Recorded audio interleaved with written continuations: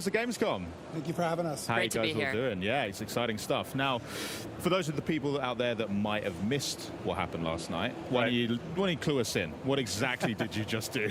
Yeah, well, last night was exciting. So our game director for their Vessel of Hatred expansion, Brent Gibson, got on stage and he talked about something that we've been going even deeper on the expansion. You know, we've talked about the Spiritborn, the class, we've talked about the new zone, Nahantu, talked about the new story campaign, but we're like, there's even more in the expansion than that. And so we really want to get into like different ways that people want to play the game. And so we introduced the Undercity of Kuras, which is our new dungeon, which Rex will talk about. We have our new Dark Citadel, which is our multiplayer co-op. And then the big thing was our trailer last night for our Mercenaries. Ah, Mercenaries. Now, let's talk about them for a sec, because this is a brand new gameplay feature. We'll talk about new class and all that kind of stuff in a sec, but Mercenaries seems really interesting. You showed off like this vignette with 4 different characters. I mean, introduce us to them. Who are these people? Why did it feel like the right time to bring it in now? And how do you hope players are going to engage with the Mercenaries? Yeah. Rex? So I think the franchise has a legacy of followers and mercs, and we wanted to really reimagine that formula. And so we added this feature called Mercenaries to the game. There's 4 mercenaries that you can recruit. One is Rahir, one is Variana, Subo, and Aldkin, the demon child, which everyone got very excited about at the show the other night. And so there's a lot of depth in Mercenaries. So you'll meet Rahir in the campaign. He'll introduce you to this hideout called the Merc Den. And within the Merc Den, you can find these quests. You have to go on these story-based quests to actually acquire the Merc in order for them to party with you. So each Merc has his own backstory, his own personality. And then once you acquire them, you can bring them into your party with you. And essentially it facilitates a way that solo players never have to feel like they're alone again. Because now they have this friend, this partner who can adventure with them.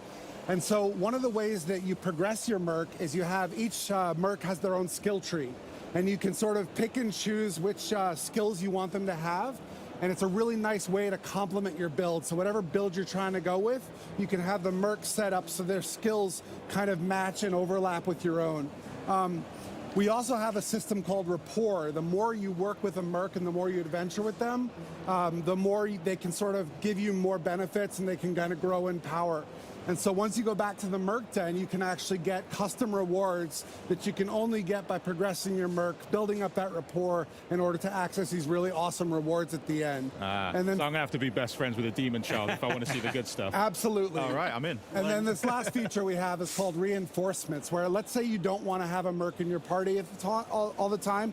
You can actually say, when I use this skill or perform an evade or something like that, I want this reinforcement Merc to jump on the field, perform an action, and jump back out again. Yeah. So there's a lot of depth, a lot of fun, and some great storytelling in the Mercs feature. Just to check, so Mercs, you can equip one at a time to complement your character, but you can access all of them and try them all out, see which one works best for you. Correct, and you can mix and match your combos, so you can have 2 Mercs, one is your main Merc and one is your reinforcement. Oh. And if you're in a party, the party leader can bring a Merc with them. Sick. Yeah. So 5 things happening, because there wasn't enough on screen already. I agree. Yeah, great. Well, have you got any particular favorite Mercs that you like playing alongside? For me personally, Rahir, because Rahir's a dad, and his daughter is introduced in the campaign flow. Oh. And so I kind of like associate myself with him because I'm a dad as well. I got 2 boys. Right. But also, like, I have a problem when I play Diablo, and I'm always speccing into damage and DPS at the expense of my defensive skills. And so Rahir has this buff called Resiliency, which actually increases your armor, increases your defensive buffs. And so I actually rely on that to stay alive when I'm playing the game. Nice. Aislinn, how about yourself? Yeah, I absolutely love Variana. She's just totally wild. She's a butcher who's also a former cannibal, which is just crazy. Yeah. And I love playing aggressively. You know, I love building momentum and moving forward. And she has a kill streak mechanic, and that complements that very nicely. I like it. Rod?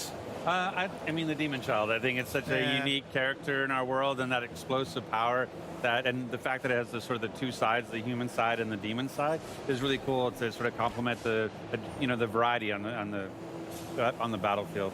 Okay, well, you've picked 3. I'll take the one left over. Subo. Yeah, I'll pick Subo. I mean, who doesn't love a drunken archer, really? I mean, that's... Exactly. You know, exactly. Thank you. Well, that sounds like a lot of fun, but now, as promised, why don't we cover some behind-the-scene looks at the making Diablo 4 Vessel of Hatred. Check this out.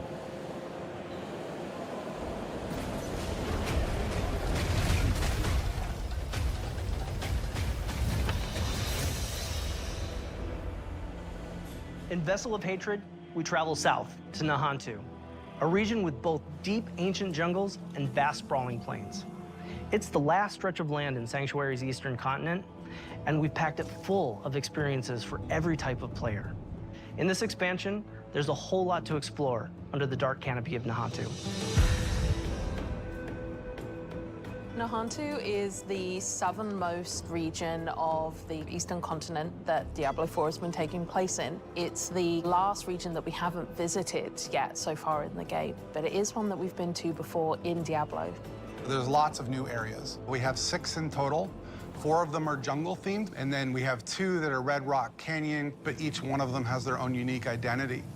When you first arrive in Nahantu, you're in this place called Lingering Hatred. This is high treetops canopies where you're almost walking amongst the branches high above the jungle floor. Imagine a thick canopy that the light is just barely poking through. The whole area has been infected by this thing called the Hollows infestation. The Hollows are a new enemy that's associated with Mephisto. They themselves are kind of like a tar-like substance creature born straight out of the depths of hell. It feels a little twisted. There's a sickness to the area itself. Humans have ventured into this deep part of the jungle where there's all this poisonous plants and flora. The dregs actually started experimenting with eating these hallucinogens, and it put them into this aggressive psycho rage. The dregs were pretty fun because we were able to push more variety in the monster family. You have one of these tall dregs and then half of a body of another dreg on top of it, kind of controlling it and telling it where to go and tossing poisonous bombs at the player. When you come across it, it's very memorable. And then we've also got the area of Tenganse, where you've got the Tenganse Plateau, which is full of these red-rocked plateaus and canyons. Imagine getting up above the land. Those gigantic walls have pockets inside where monsters could live. It offered up a lot of opportunity to bring back a monster family like the Lacunae. We're bringing them back in a new way here as a fully fleshed out monster family with multiple classes. What a more brute force looks like, what a caster looks like. They are very much apex predators, and we're definitely in their territory. And then there's a little sub-area called the Skittering Earth. The name alone makes your skin crawl. And it's bug infested, and you can see how the bugs have destroyed the jungles and kind of input their influence on it. Within the Field of Giants, you have these giant corpses of these long-dead demons that humans have begun to mine away at for their resources. While they've got a lot of use out of them, they're also toxic to the land around it. The notion of massive demons walking Sanctuary 1,000 years ago is really thought-provoking.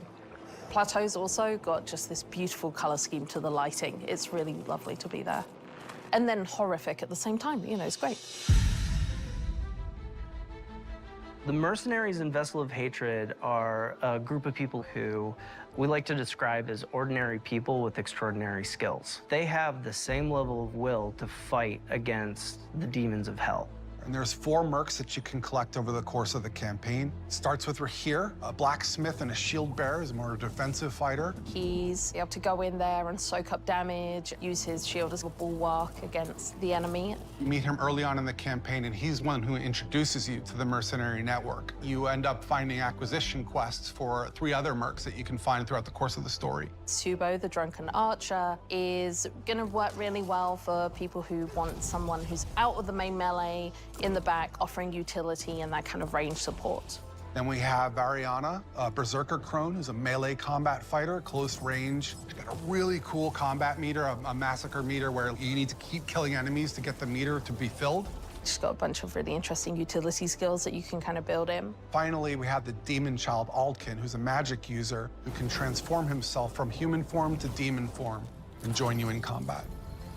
There's this really great reinforcement ability where you can take one of the mercenary skills and attach it to one of your powers so that when you use that skill, it calls them in to do a specific skill. With the Mercenaries for Vessel of Hatred, one of the things we are expanding on is the skill tree.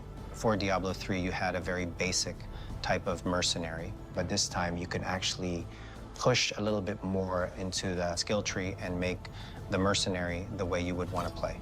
Going through each mercenary progression arc and outfitting their skill tree so that it's complementary to your character build, I think that's where the fun in the mercenary system really lies.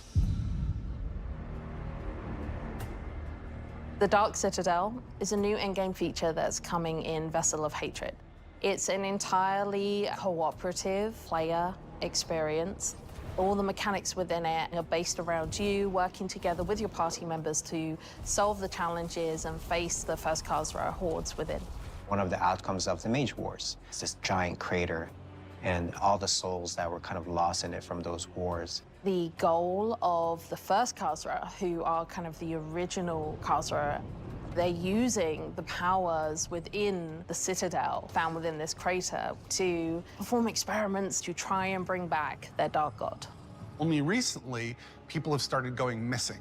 They head into the Khazra region, they disappear, never to be seen again. So it's clear that whatever they're planning is about to come to fruition, and your job as the players to get in there and stop it.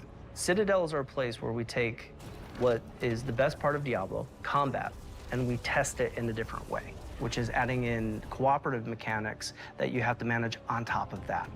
For example, a boss has an attack, and as a player, you have to collect an item that allows you to reflect the attack back at him. So there's a little bit of a Twitch level mechanic there where you actually have to time your reaction shot.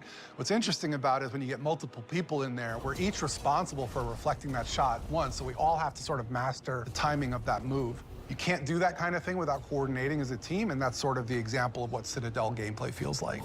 When designing the Citadel, we designed a lot of really cool bosses. And so one of the things that we did is we took that design and made like armor sets for each of the classes. That way you feel like you took their armor and you feel like you're wearing a little bit of them after your victory. We also have a currency that's dedicated to the Citadel where, as you play through, a vendor can be interacted with to buy custom cosmetics that are unique to the Citadel. You can play with 2 people, but the ideal experience is for 4. In order to facilitate that, we've built an all-new Party Finder feature, and the community has been pretty vocal about wanting this for a long time. It made a lot of sense to us to pair it with this new Citadel mode. It really is an activity that's geared towards people who love to play together with their friends or with strangers and enjoy that cooperative gameplay. I cannot wait for players to get into the world. I'm really just excited for people to see all the little hidden storytelling elements that the team has fit in. So there's interesting things to find and see and discover around every corner, and it's just a really great experience getting to explore Nahantu.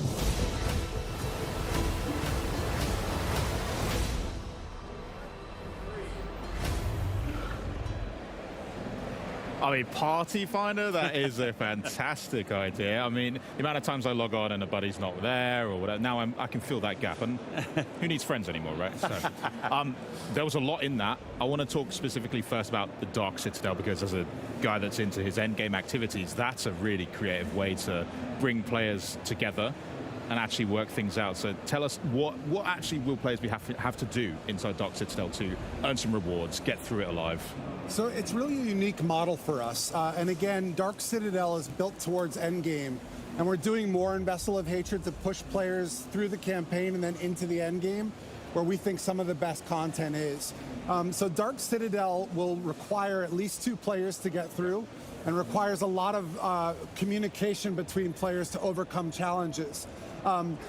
Every week there's going to be updated rewards, so there's always a reason to go back and do it again, because there's going to be some new stuff in there, including one very big fan-requested feature, which is our Scroll of Retempering. So no more brick items. You'll be able to apply the scroll and get all new tempering charges on that item. So I know everyone's very excited about that, and Dark Citadel is the best place to go to get that. Excellent. Well, there is a lot in that, but it isn't the only thing that you're launching on October 8th. So what else we got to look forward to? Yeah, so on October 8th, we're also going to be launching Season 6 alongside Vessel of Hatred. And Season 6 is going to have a ton of content that's bespoke. It's totally separate and unique to Season 6, and it's going to be free for all Diablo 4 players, which is awesome. Nice. We're going to be talking a lot more about the details of the content of Season 6 in the coming months, but there's not going to just be new content coming in Season 6. Alongside Season 6 and Vessel of Hatred, we also have major character progression updates coming to Diablo 4. I'm gonna have to ask for some specifics, surely. You're teasing me too much. What else you got? Yeah. So if you're familiar or you've played Season 4 Loot Reborn, you know we did a lot of itemization changes that kind of fundamentally altered a lot about how you're playing the game and how you're getting rewards. The scope of the character progression changes that are coming in Season 6 it's the same. Like, it's the same grand scale. There's a lot of changes coming to character progression, a lot of improvements coming. I'd love to talk a little bit about the goals and also a little bit about some Paragon changes that are coming with the character progression updates. Yeah, so really when we were thinking about these changes, we took a bird's eye view and we wanted to think about how can we make put the power in the player's hands of how they want to interact with the challenge that Diablo 4 provides in the game. We wanted to make sure that you could opt in to your challenge level that you're comfortable with so that you can set your own pace in any activity throughout all of Diablo 4. And so we've applied, basically, you know, if you've played Season 4 Loot Reborn or you've played some in Season 5, you might be familiar with the Profane Mind Cage. That's an item that allows you in the Hell Tides to up the level of the monsters, up the difficulty, but you get more rewards as well. And we've kind of applied that philosophy throughout all of Diablo 4. You can kind of opt into your own challenge and then get more stuff because of it. Sick. And then alongside that, we also have a lot of changes coming to Paragon. We wanted to add depth and choice to the Paragon system, but we know that it's pretty daunting for some people, right? So we wanted to make sure that while we were doing that, we weren't increasing the complexity, right? We want to make sure that it's still very, that it's an approachable thing, but there's a lot of cool stuff you can do with it. And I could go on forever and ever and ever about this for hours. But we're going to have a lot more details in a developer live stream on August 29th. We're going to have a campfire chat where we're going to be talking all about the specifics of these things. Awesome. I'm absolutely buzzing to see it. I mean, the best way to phrase it is like what Season 4 did to loot, Season 6 will do to progression. Excellent. And the thing too, but just go back to the Party Finder, like there's things that people look at, like what's part of the expansion and what's not. Party Finder is coming to the game, not just to the expansion. So, oh, great. And what's great about it is not only can you access it through the social menu that you can see, or you can access it through your remote wheel, you can actually access it from the map.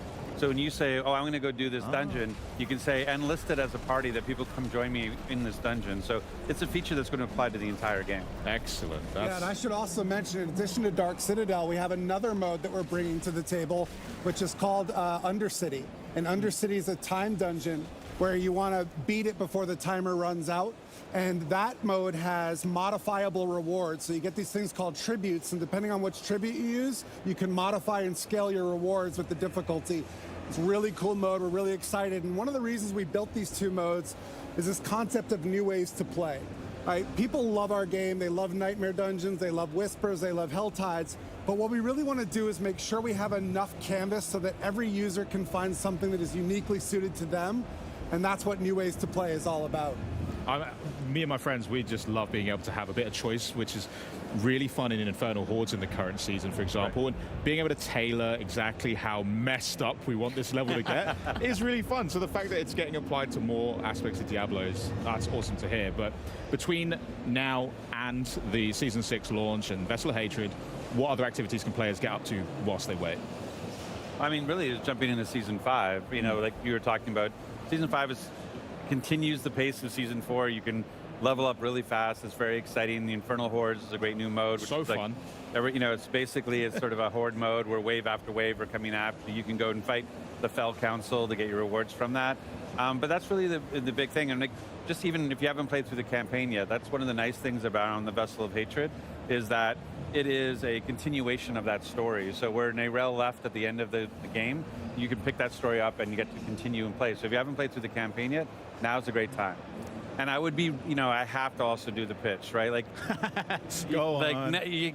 It's an awesome time to pre-purchase the expansion. You know, one of the things we had some great incentives before, where you get the new cat mount, you get new armor, you get pets now, you have snow leopard and a tiger that'll follow you around and pick up stuff for you.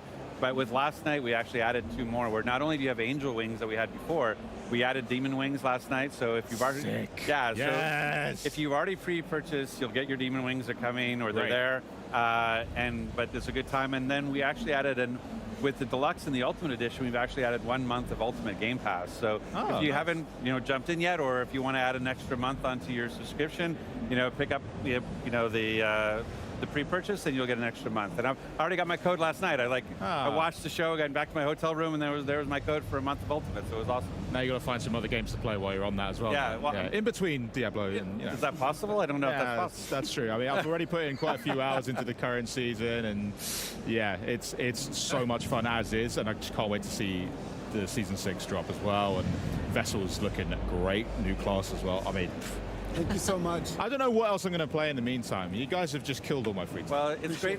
When it's the nice things is we have a demo down on the booth here. We have the whole Nahantu corrupted, temple, and it's actually got a 20-minute demo of the Spiritborn. And what's great about it is you go in and you can pick whether you want to be a gorilla type or a centipede type or a jaguar type or an eagle type based on the Spirit Guardians. But then when it sort of clicks in after you played it for a little bit, like, wait, these aren't 4 different classes. This is one class with this amount of variety that I can apply to it. And so you can go in and double down on the Jaguar. Like my shirt says, like, if you can be a Jaguar, be a Jaguar, right? Like, but, you also can be, you can mix and match. You can be half centipede, half gorilla, and create really cool mixtures and unique play styles. And so, it's really exciting to watch people get their hands on. This is the first place that, outside of press and content creators, people have been able to play, and it's been fun just to watch them play.